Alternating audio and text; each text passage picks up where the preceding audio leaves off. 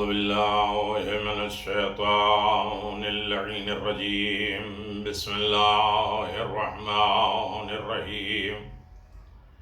الحمد لله رب العالمين، والصلاة والسلام على نبي الكريم وعلى آله الطيبين الطاهرين المعصومين المنتجبين، ولعنة الله على أعدائهم من الآن إلى قيام يوم الدين. آمين يا رب العالمين.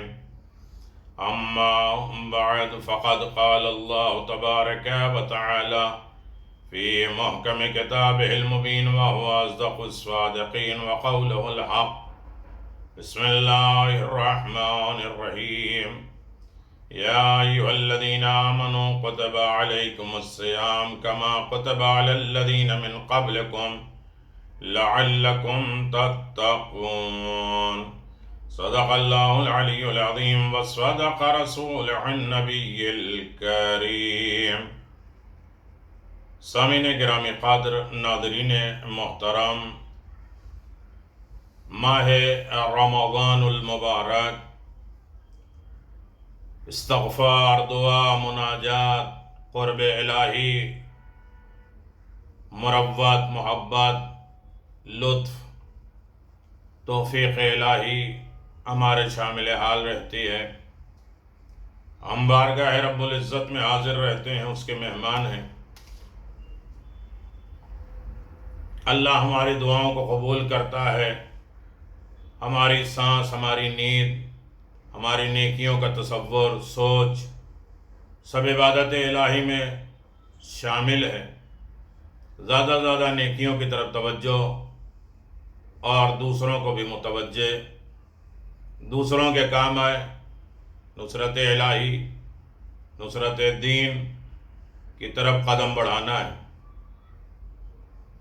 یقیناً ماہ رمضان المبارک ہر لمحے، ہر چیز ہمیں ایک رہنمائی اور ایک ہدایت، ایک پیغام، ایک نصیحت لے کر آئے. 30 روزے اور 30 پیغام، رحمت، نعمت، برکت، اطاعت خدا، اطاعت رسول، اطاعت امام. 30 منزلیں، 30 تقوی کی زینت، 30 تقوی کے زینے، جو ایک ایک دن ایک ایک زینے پر ہم عبور کریں گے.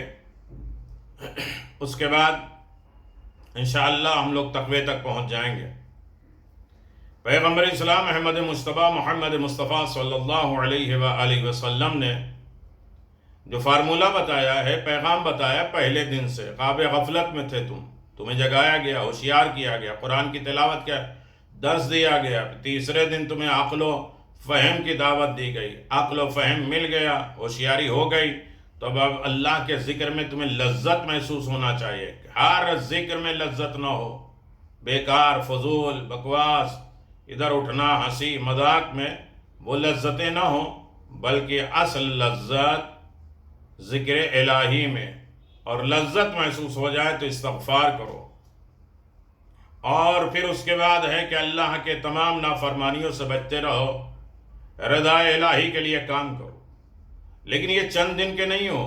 7ویں دن یہ دعا کی گئی کہ اللہ ہمیں اپنے ذکر میں دوام دے دے، ہمیشگی دے دے. وقتی موسمی پھل نہ ہوں ہم، بلکہ ہر لمحے اتنا ہو کہ ہم ریگولر ہو جائیں. ماہ رمضان میں نماز شب کے پابند ہیں تو صرف ماہ رمضان ہی میں نہیں، یہ ہمیشگی ہو. اگر اچھا کام ہے تو ہمیشہ ہونا چاہیے. اور اس کے بعد ذکر الہی میں دوام، ہمیشگی مل گئی ہے تو آؤ مخلوق خدا کی طرف آؤ، تاکہ مخلوق خدا سے خدا راضی ہو، خالق راضی ہو. جو لوگ مخلوق خدا یعنی خدا کے بندوں کو راضی نہیں کر پاتے، ان سے خدا کہاں راضی ہو جائے. اسی لیے پیغمبر اسلام صلی اللہ علیہ وسلم نے 8 ماہ رمضان کی دعا میں ایک زینہ بیان کیا ہے، ایک پیغام دیا ہے. اس پیغام میں کتنی باتیں ہیں. بسم اللہ الرحمن الرحیم اللہم ارزقنی فیہ رحمت الایتام و اطعام الطعام و افشاء السلام و صحبت الکرام بطولک یا ملجع العاملین۔ اے معبود، اے میرے خالق، مجھے اس مہینے میں توفیق عطا کر کہ یتیموں پر مہربان رہوں اور لوگوں کو کھانا کھلاتا رہوں اور بآواز بلند سلام کروں۔ شرافت دار، نیکوکار، اچھے لوگ کی مصاحبت، صحبت، ہم نشینی، ان کے ساتھ اٹھنا بیٹھنے کی ہمیں توفیق عطا فرما۔ آرزو مند کی پناہ گاہ، تمام آرزویں بارگاہ رب العزت میں ہوتی ہیں اور اللہ ہر آرزو کو پورا کرتا ہے۔ اس دعا میں چند باتیں محور کر رہی ہیں، گردش کر رہی ہیں عبادتوں میں۔ پہلی چیز ہے یتیم بے نواؤں کی سرپرستی اور ان پر خاص توجہ۔ یتیم پروری بہت ضروری ہے۔ کھانا کھلانے کے لیے دسترخوان بچھانا خود ہی نہیں کھا لینا، خود غرضی اور خود ضرورت اور خود خواہشی اپنی خواہش کو پورا کر دینا، یہ تو جانوروں میں بھی آتا ہے۔ تیسری چیز ہے اسلامی آداب کی رعایت۔ اسلام نے آداب، اٹھنے بیٹھنے، سونے جاگنے، چلنے لیٹنے، سونے جاگنے، یہاں تک کہ ٹوائلٹ باتھ روم جانے کے بھی آداب بتائے ہیں۔ اور سلام میں پیش قدمی، انتظار نہ کرے کہ لوگ مجھے سلام کریں، سلام میں پہل کرے۔ اور دوست اور رفیق کا مسئلہ کہ دوست کون ہو، ساتھی کون ہو۔ اللہم ارزقنی فیہ رحمت الایتام، اسلام یتیموں، مسکینوں اور بیواؤں، بے سہارا غریب طبقے کا سہارا دینے اور ان کی مکمل کفالت کرنے اور ان سے پیار کرنے اور انہیں کھانا کھلانے اور انہیں وسائل، ضروریات زندگی عطا کرنا، مہیا کرنا اور انہیں آسودگی فراہم کرنے کی بنا صرف ترغیب دیتا ہے، رغبت دلاتا ہے، بلکہ معاشرے کی بے کس، محروم، نادار طبقے جن کے پاس کچھ نہیں ہے اور سوسائٹی کے محتاج، بے سہارا اور معصوم بچوں کی کفالت کے اہتمام کا حکم بھی دیتا ہے۔ معاشرے کے اس طبقے کو محروم رکھنے والوں کے لیے اسلام نے سخت وعید سنائی ہے، وعدہ کیا ہے اور کہا ہے کہ دین اسلام کو جھٹلانے والے وہ لوگ ہیں جو یتیموں کو دھکا دیتے ہیں، ان سے پیار نہیں کرتے، ان کی کفالت دیکھ بھال نہیں کرتے، انہیں آسودگی دینے میں اپنا مال خرچ نہیں کرتے، ان کی زندگی بھی اچھی ہو جائے لیکن اپنا مال بچاتے ہیں۔ وہ یتیموں کی ایسی کفالت نہیں کرتے جیسے اپنے بچوں کی کرتے۔ ایسے لوگوں کو دوزخ کی عبرتناک عذاب کے وعید سنائی گئی ہے، وعدہ کیا گیا ہے، خبر دی گئی ہے۔ جو اپنی نمازوں کی تو بڑی فکر کرتے ہیں مگر سوسائٹی کے محروم محتاجوں کے سروں پر سایہ نہیں بنتے، انہیں اپنی نمازوں کا تو بڑا فکر رہتا ہے مگر وہ ان کے محتاج یتیموں کی فکر نہیں کرتے۔ ایسے نمازیوں کو قرآن پاک میں ریاکار کہا گیا ہے جو نماز تو پابندی سے پڑھتے ہیں لیکن وہ نماز کی اصل روح سے غافل ہیں کہ نماز کی اصل روح کیا ہے، رضا الہی۔ دراصل یہ نمازیں ان نادار اور بے کس طبقے کی مدد کا سبب دیتی ہے۔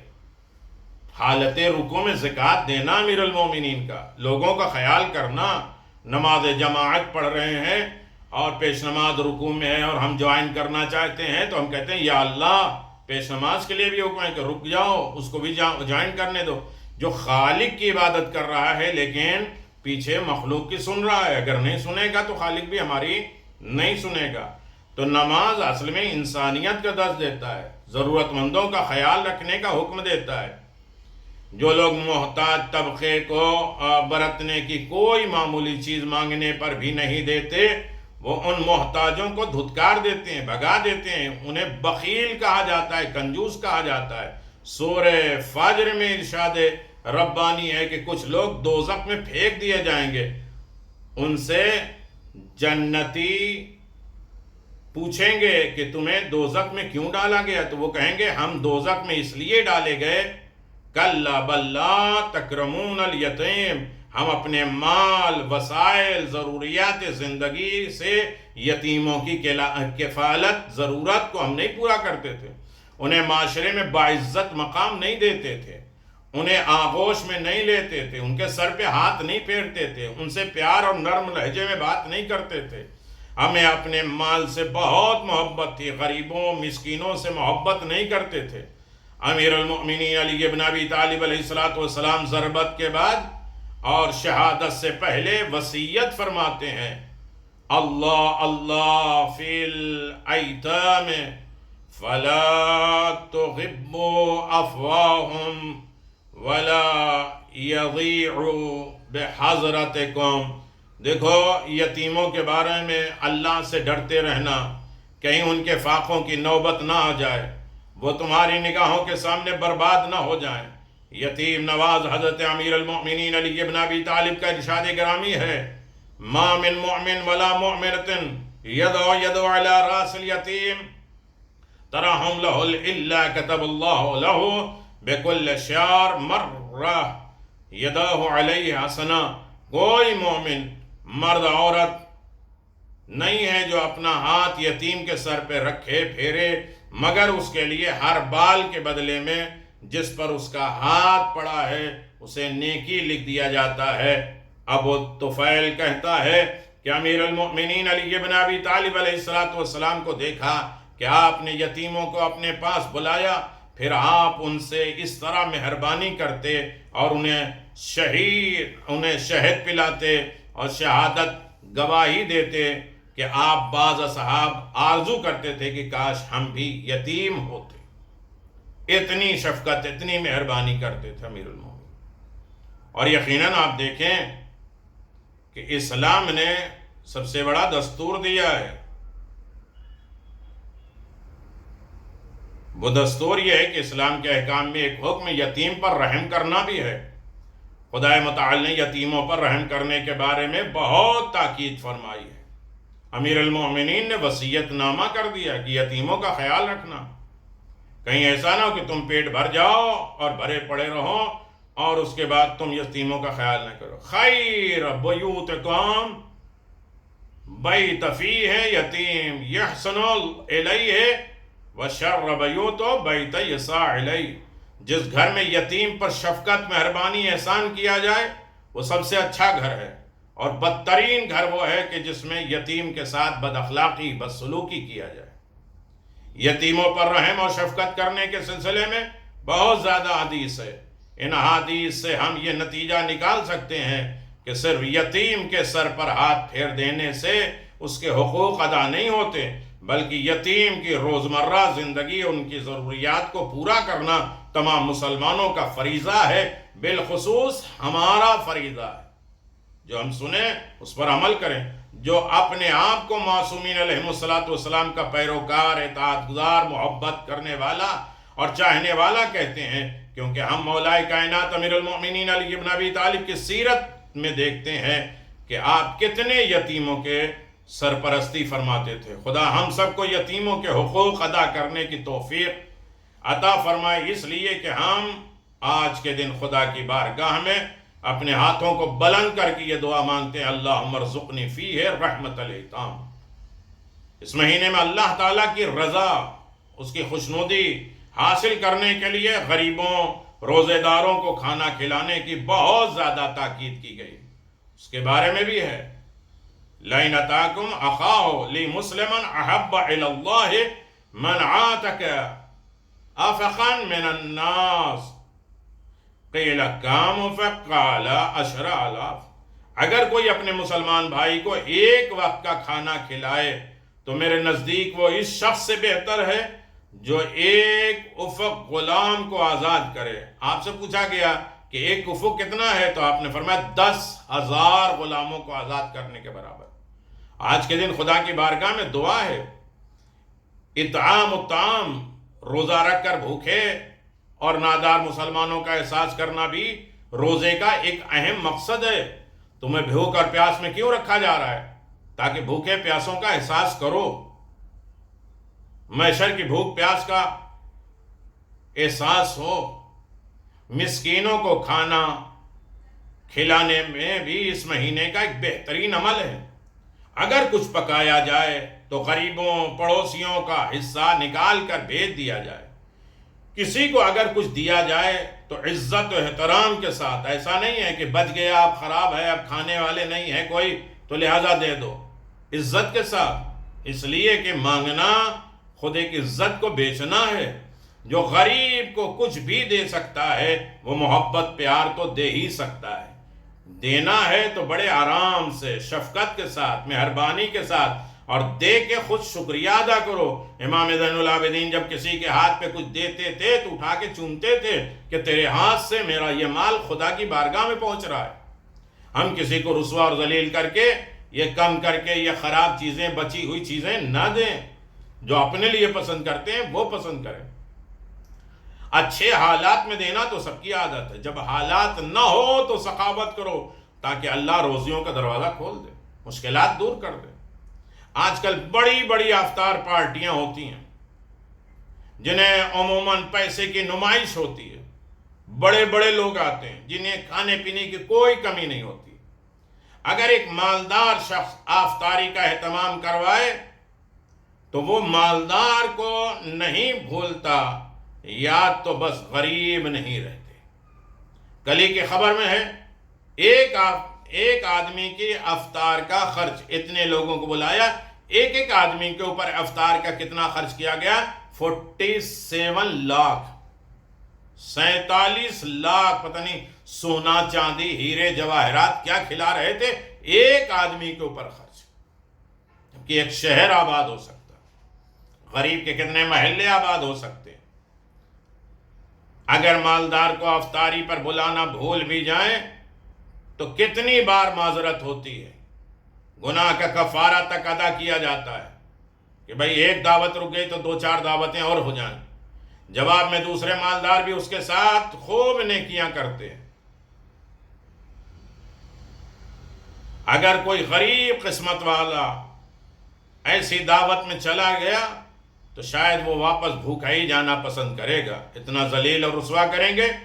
یا ہم کوئی راشن بانٹتے ہیں تو لائن لگاؤ، دکھاؤ، لوگوں کو نمائش دو کہ یہ بھی لائن میں لگے ہیں، یہ بھی کھانا چاہ رہے ہیں، یہ بھی ہاتھ پھیلا رہے ہیں، چپل گھسوا دیتے ہیں ایک مستحق کو ان کا حق دینے میں۔ یہاں مطلب یہ نہیں ہے کہ کھانے پینے اور غریبوں اور دوستوں کو روزہ افطار کروانے میں کوئی حرج ہے، مگر یہ کہ مقصد ضرور ہے کہ اصل نیکی تو غریب کا پیٹ بھرنا ہے۔ اگر یہ کام ہو رہا ہے تو پھر کسی کو کھلانے میں کوئی حرج نہیں، مگر کیا ہم نے کبھی مالداروں کو ماہ رمضان میں غریبوں اور یتیموں کا پتہ پوچھتے ہیں، ان گھر کو تلاش کرتے ہیں، یا امیر کو کھانا اٹھا کر غریب کے گھر کا رخ کر لیتے ہیں؟ اس کے علاوہ امیر کو غریب کے ساتھ ایک برتن میں کھاتے ہوئے کتنے بار دیکھا ہے۔ غریب ہے تو ان کو الگ برتن میں، الگ پلیٹ میں، کاغذ کی پلیٹ، پلاسٹک کے پلیٹ الگ بٹھا کے، تاکہ ان کے احساس ہو جائے کہ تم غریب ہو۔ امام رضا اپنے نوکروں کو اپنے ساتھ بٹھا کے کھلایا کرتے تھے تاکہ انہیں احساس نہ ہو کہ ہم نوکر ہیں، یہ مالک ہیں۔ لیکن ہمارے اندر غریب امیر کا بڑا فرق ہوتا ہے۔ جہاں امیر کو ہم ڈائننگ ٹیبل پہ بٹھاتے ہیں وہاں غریب کو باہر دروازے پہ بٹھاتے ہیں۔ بہت سی کوتاہیاں، بہت سی غلطیاں ہیں، اور پھر ہم یہ سوچتے ہیں کہ سارے نقصانات، ساری پریشانیاں ہمارے لیے کیوں ہیں۔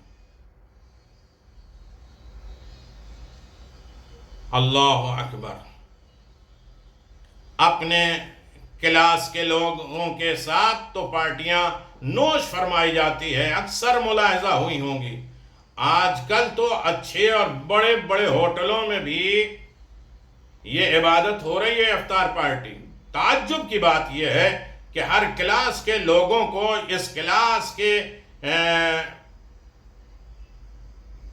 پیش نماز اور رہنما اور لیڈر بھی مل جاتے ہیں، مگر رب العزت کا شکر ہے کھا پی کر نماز جماعت تو ہر جگہ ہو رہی ہے۔ بہرحال ماہ مبارک رمضان میں افطار دینا اور کھانا کھلانے کی بہت فضیلت ہے اور اہمیت ہے۔ امام زین العابدین علیہ السلام کی سیرت میں یہ ہے کہ آپ گوشت تیار کرتے تھے، پیالے پیالے کر کے سب تک پہنچاتے تھے، خود نان اور خرمے کے ذریعے افطار کرتے تھے۔ امام کاظم علیہ السلام نے فرمایا فَتَرَكَ أَخَاكَ الصَّائِمَ أَفْضَلُ مِنْ صِيَامِكَ، جو کوئی اپنے مسلمان روزے دار بھائی کو افطار کرائے اس نے اپنے اصل روزے سے بھی بڑھ کر اعلیٰ اور افضل کام کیا ہے۔ بحار الانوار 93 نمبر، مستدرک سفینۃ البحار جلد نمبر 6۔ چوتھی چیز ہے جس پر آج ہم غور نہیں کرتے، وہ افشاء السلام۔ عزیزان محترم، جو کوئی بھی آداب اسلام کے آداب، طریقے قوم، سلام ایک محبت کو ٹرانسفر کرنے کا نام ہے۔ مسلمان جب ایک دوسرے سے ملاقات کریں تو سب سے پہلے سلام کریں۔ نہیں، ہر دن کے صرف دعا پڑھنا نہیں ہے، دعا سمجھنا ہے، اس پر عمل کرنا ہے، اور جو ہم سے خطاب کیا گیا ہے، تقوی کی ایک منزل دی گئی ہے، اسے کراس بھی کرنا ہے، تو اسے دیکھنا بھی ہے۔ امام حسین علیہ السلام نے فرمایا اگر امام حسین کے ہم چاہنے والے ہیں اور جانتے ہیں اور ماتم کرتے ہیں، اور یقیناً ہیں مولا کے چاہنے والے، اور اللہ جب کسی کو گفٹ اور تحفہ دینا چاہتا ہے، جب کسی سے خوش ہوتا ہے، کسی کو خیر دیتا ہے، تو اسے محبت حسین اور زیارت حسین کا تحفہ دیتا ہے۔ لا تأذنوا لأحد حتى يسلموا، جو کوئی سلام نہ کرے اس کے بات کرنے کی اجازت نہ دو، اس کو جواب نہ دو۔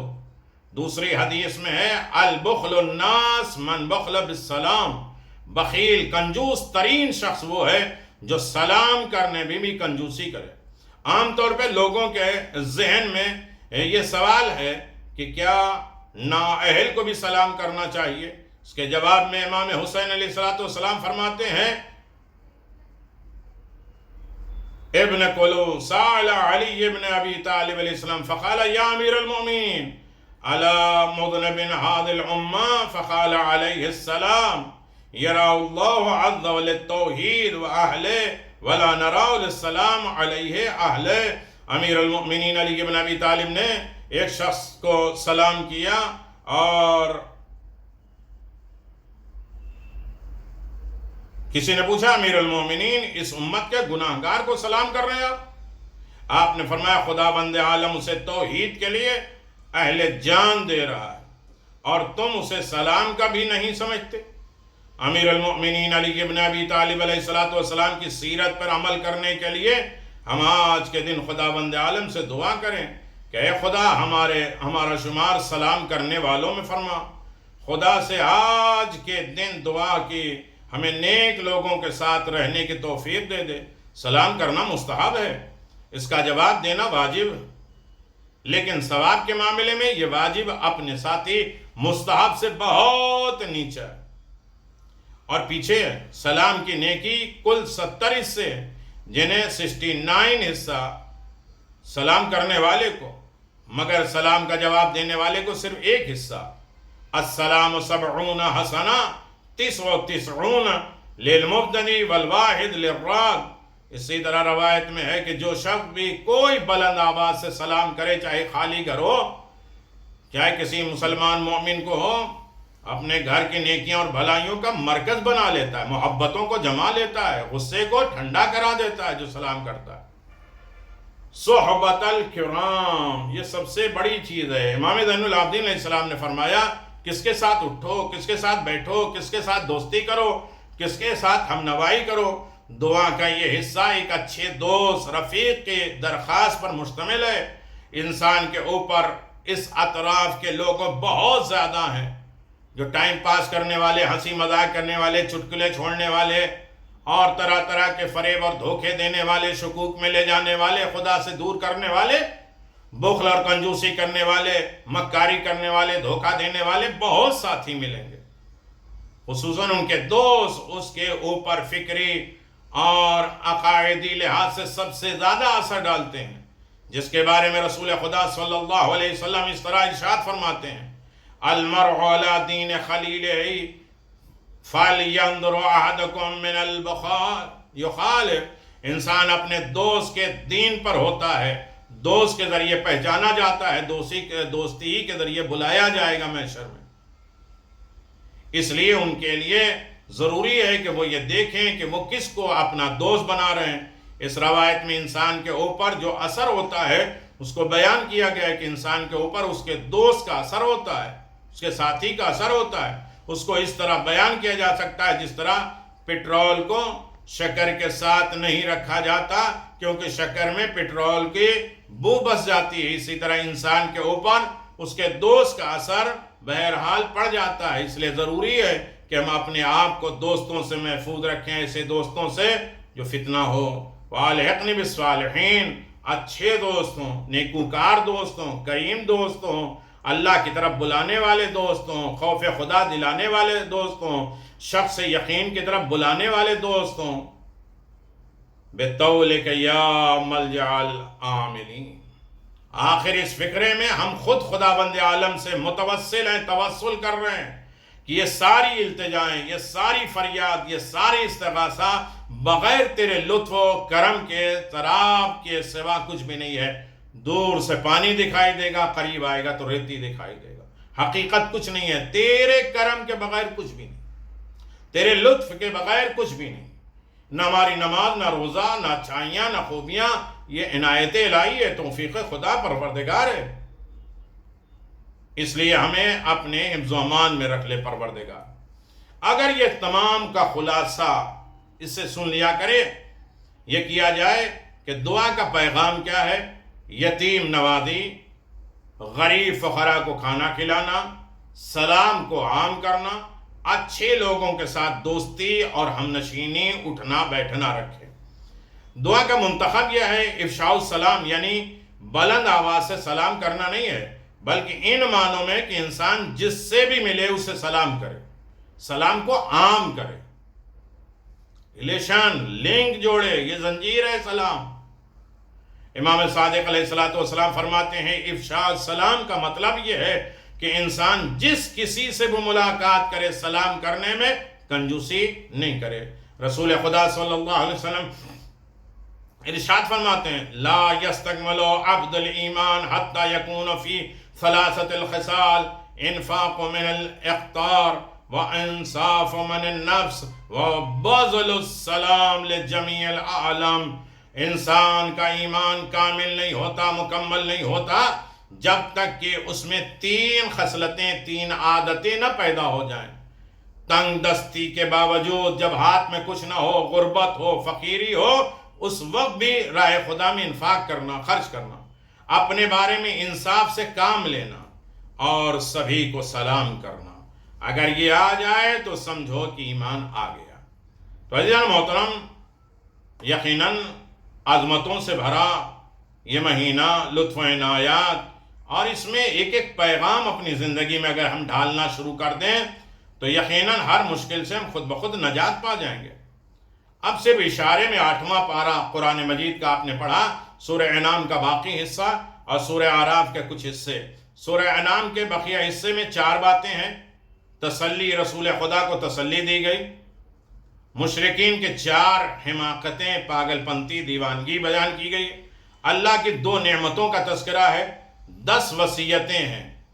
تسلی ہے رسول خدا صلی اللہ علیہ وسلم، اس سورہ میں حضرت رسول خدا صلی اللہ علیہ وسلم کو تسلی دی گئی کہ یہ لوگ ضدی ہیں، معجزات کا بیجا مطالبہ کرتے ہیں، اگر مردے بھی ان سے باتیں کریں تو یہ پھر بھی ایمان نہیں لائیں گے، قرآن کا معجزہ ایمان لانے کے لیے کافی ہے۔ تسلی دیا پیغمبر کو اللہ نے۔ مشرکین کی 4 حماقتیں، بے وقوف پاگل پنتی ہے، یہ لوگ چوپاؤں میں اللہ تعالیٰ کا حصہ اور شرکا کا حصہ الگ الگ کر دیتے ہیں۔ شرکا کے حصے میں اللہ تعالیٰ کے حصے سے خلط ملط ملا دیتے ہیں، لیکن اگر اللہ تعالیٰ کا حصہ شرکا کا حصہ میں مل جاتا تو اسے برا نہیں سمجھتے۔ فقیری کو عار اور برائی سمجھتے ہیں، خوف سے کہ بیٹے ہمارے لوگ غریب نہ ہو جائیں، بیٹوں کو قتل کر دیتے ہیں۔ جانوروں کے تین قسمیں کے رکھی ہے، ایک جو ان کے پیشواؤں کے لیے مخصوص، دوسرے وہ جن پر سوار ہونا منع ہے، تیسرا وہ جنہیں غیر اللہ کے نام سے ذبح کیا جائے۔ یہ بیوقوفی تھی۔ جانوروں کے بچوں کو عورتوں پر حرام سمجھتے تھے، اور اگر وہ بچہ مردہ ہوتا تو عورتیں مرد دونوں کے لیے حلال سمجھتے تھے۔ یہ تھی ان کی بیوقوفی۔ اللہ تعالیٰ نے 2 نعمتیں، کھیتیاں اور جانور، 10 وصیتیں پروردگار نے فرمائی، اور اللہ تعالیٰ کے ساتھ کسی کو شریک نہ کرنا۔ سورہ انعام میں ماں باپ کے ساتھ اچھا سلوک کرنا، اولاد کو قتل نہ کرنا، چاہے کسی وقت بچہ پیٹ میں ہو، کسی عمر کا ہو، اسے قتل نہیں کرنا، برائیوں سے بچتے رہنا، ناحق قتل نہ کیا جائے، یتیموں کا مال نہ کھانا، ناپ تول میں کمی نہیں کرنا، بات کرتے وقت انصاف کے مد نظر رکھنا، اللہ تعالیٰ کے عہد کو پورا کرتے رہنا، صراط مستقیم ہی کی اتباع کرنا، اور ان کے علاوہ 4 اور اہم نقاط کی طرف اشارہ کیا گیا ہے۔ گناہ جیسے ظاہری ہوتے ہیں ویسے باطنی ہوتے ہیں۔ ایمان اور زندگی، کفر اور موت، یہ سب چیزیں یقیناً سبیل اللہ کا اشکار مسکار اہل بیت ہیں۔ تفرقہ کرانے والوں سے اور فساد کرنے والوں سے بڑے والوں میں رسول خدا کا کوئی تعلق نہیں ہے۔ دوسرا حصہ سورہ اعراف میں جو ابتدائی حصے ہیں، اور اس میں 5 چیزیں بیان کی گئی ہے، اللہ کی نعمتیں، 4 ندائیں، 4 آوازیں، جنتی اور جہنمی کا مکالمہ، جنتی جہنمی سے پوچھیں گے، جہنمی جنتی سے پوچھیں گے، اللہ تعالیٰ کی قدرت کے دلائل، اور 5 قوموں کے قصے، اللہ تعالیٰ کی نعمتیں، قرآن، تمکین فی الارض، زمین پہ سکون، انسانوں کی تخلیق، انسانوں کے مسجود ملائکہ بنانا، فرشتوں کا سجدہ کرنا، انہی کے ضمن میں اعمال کے ترازو کا ذکر کیا گیا ہے، جیسے روایت میں ہے کہ خود انبیاء اور اہل بیت علیہ السلام میں سے اماموں کی شخصیت کو قرار دیا گیا ہے۔ 4 آوازیں آئیں گی کہ صرف اس سورے میں اللہ تعالیٰ نے انسان کو 4 مرتبہ یا بنی آدم کہہ کے بلایا ہے، اور جنتی اور جہنمی کے آپس میں گفتگو ہوگی۔ جنتی کہیں گے کیا تمہیں اللہ تعالیٰ کے وعدوں کا یقین آ گیا؟ جہنمی اقرار کریں گے، جہنمی کھانا پینا مانگیں گے، مگر جنتی ان سے کہیں گے اللہ تعالیٰ نے کافروں پر اپنی نعمتوں کو حرام کر دیا۔ جب جنت اور جہنم کا ایک دوسرے سے سامنا ہوگا جنتیوں کا، اور یہ مکالمہ کریں گے، تو اس سے پہلے ایک معزن، ایک ندا کرنے والا آواز دے گا، ظالموں پر اللہ کی لعنت کا اعلان کرے گا۔ حدیث میں امیر المؤمنین علی بن ابی طالب نے فرمایا کہ یہ ندا دینے والا وہ شخص بتایا گیا کہ اس کے علاوہ جنت میں جانے والوں کی قیامت میں ایک نشانی یہ ہوگی کہ انہیں اصحاب اعراف آواز دیں گے۔ حدیث میں اصحاب اعراف کے مصداق وہ ہیں کہ اصحاب اعراف کون ہے؟